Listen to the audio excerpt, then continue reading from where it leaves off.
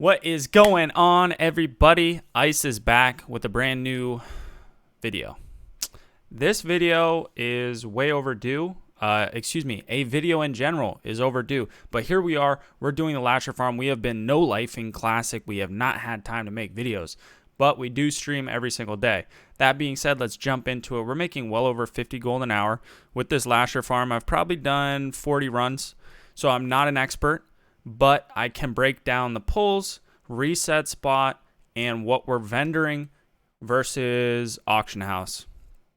Now, that being said, everything is server dependent. So before you just take my word for it, make sure you're either downloading an add-on, which I will have in the comments below, or just check yourselves before you just vendor things that could potentially be worth money on your server.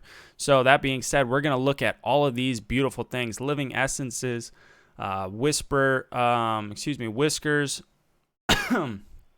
Pretty much all of this stuff is super valuable. And obviously the main source of income is these lasher roots that scale up and sell for, I think, 15 gold a stack. So tons of gold. We are resetting the dungeon. I have an alt. I have 2 accounts. If you watched the other videos, or if you joined in on the leveling where I was boosting Scarum, quote unquote, Baby Tusk is in charge of the resets. I do kill this person out front. I am PvP spec. I am Frost. So I have the Shatter. I have Frostbite as opposed to Improved Blizzard because I'm not doing ZF farm. I am doing this farm. I kill this guy because he drops about 20 silver just for killing him. He's only got 7k HP. And then he drops a gray almost every single time that's worth from 1 gold to 3 gold. And I actually got a blue item that I sold on the auction house for 6 gold. So there you go. Times that by 5, that's 30 gold. The point is, even if it's only 1 gold multiplied by 5 over those runs, it adds gold per hour. Highly suggest it. Here you go. The blink there, you have to have your health bars up so that you can actually see when to blink. It's about 1 second into when you can see the health bars, and then you blink. And keep in mind, I am level 60. I don't know how to do this farm at lower level, and big misclicks for the Kona Cold. This is the only Lasher pack you do up top. I always drink, make sure I get full health mana before I'm pulling most groups, because health and mana is valuable. Obviously, health and mana is going to be more valuable if your gear is not as good. Once I get down below, you'll see that I do some pulls, and when you're doing them quickly over and over, sometimes you want to just maximize the time and you get a little impatient. You can do it. You can do 2 to 3 pulls without drinking and eating in between every pull. You do see I drink here again because we are going to be jumping down now. So absolutely 100% drink and eat before you go down and do this next pull. You need to have full health, full mana. Now, I did actually use a invis pot. I have this clip. I could show it, or I might not. I'm probably not, because it's not worth. And tried to go buy that big giant there, where there are 2 more Lasher packs, and there's 2 pats. It's not worth it because the gold invis pot is 1 gold, 50 silver on my server. So you're almost never going to make that per Lasher pack. So I mean, it's just big RNG. So for me personally, I don't think it's worth. I tried many, many different things, died a lot here, and this is the best run I've found so far. Now, as you can see, I just got a Living Essence first pack down. Big hype. Those are already down to 4 gold a piece, but 4 gold is still great. And they drop pretty frequently. Now, of course, make sure you have Find Herbs on. Bang, look at that, Dreamfoil. Easy gold. And it's all over. Typically about 4 to 6 herbs in this lower part down here. I clear this the same way every single time, pulling the mobs out of the paths, never killing on the paths, walking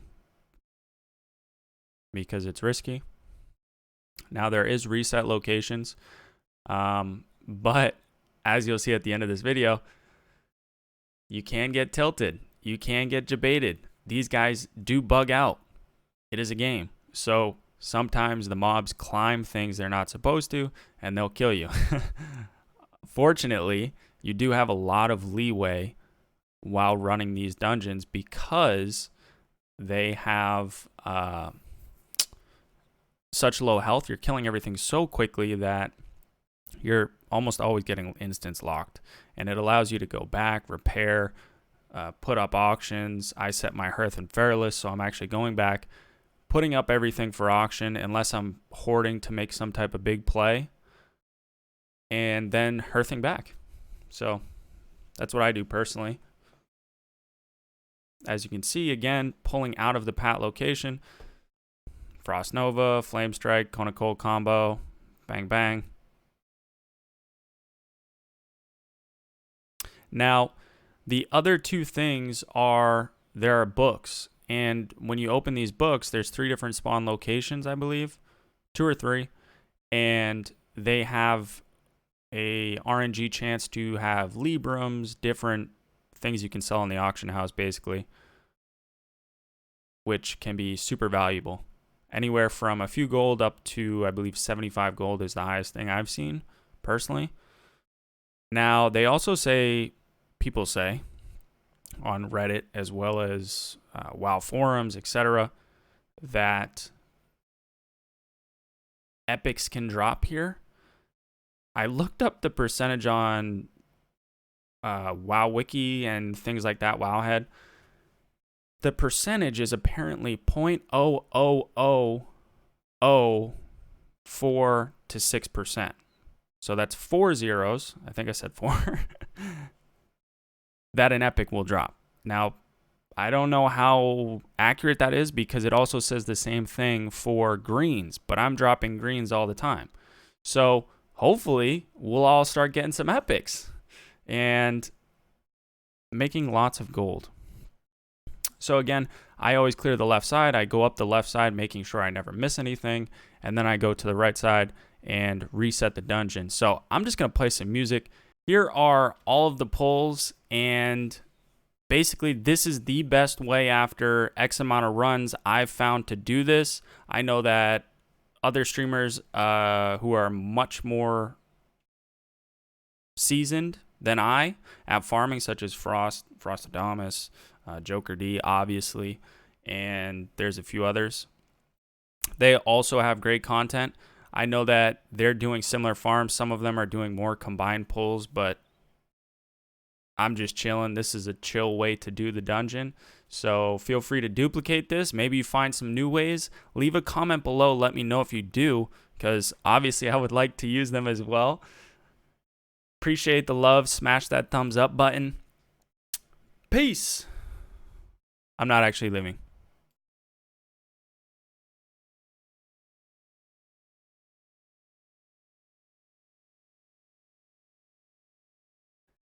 And that is why, because that's how we do it right there. We get Traveler's Backpacks to drop. That's 25 gold, baby. Right there, 1 run, 25 gold. 1 item. That's what I'm talking about. And that is why I love this farm. So now I'm actually going to leave.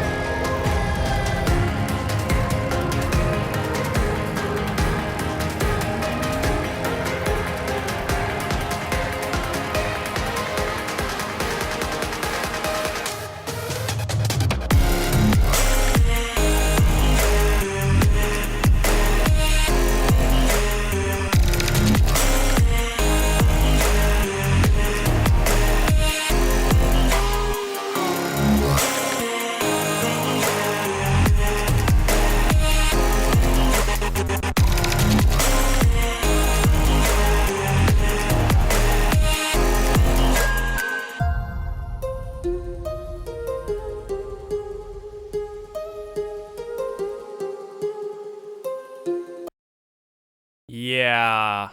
And just like that, the farm can go south. Unfortunately, the Flame Strike ticked again and pulled those guys. First time it ever happened. Now, this is the reset spot you're seeing right here. Remember when I told you people get tilted? Yeah, well, look at that. They decided to just walk through the barrier and smack me in the head. Well, that's the end of that. I did end up running back, obviously, to loot those guys. Didn't actually get anything from that pack, but I ended the clip right here. As you can see, it's all smiles, man. It is what it is. Another death run logged in the books. That's all for the video today. Hopefully this helped. I know it's not as detailed as I normally do it because it is fairly straightforward. You saw all the pulls. You pick the herbs, you pick the flowers, you sell them on the auction house. That's all there is to it. There is one other reset spot that you can do, but that barrier works 98% of the time. That was actually the first time that's ever happened to me. But I did hear from other mages it's happened to them as well. So just be aware, it's not always a sure thing to reset it. So first time's better than having to go back again. If you guys like this video, please smash that like button. It helps me a lot getting views. I put a lot of effort into making these videos. I appreciate it. Hit the subscribe button. And if you disliked it, tell me why in the comments below. See you guys next time.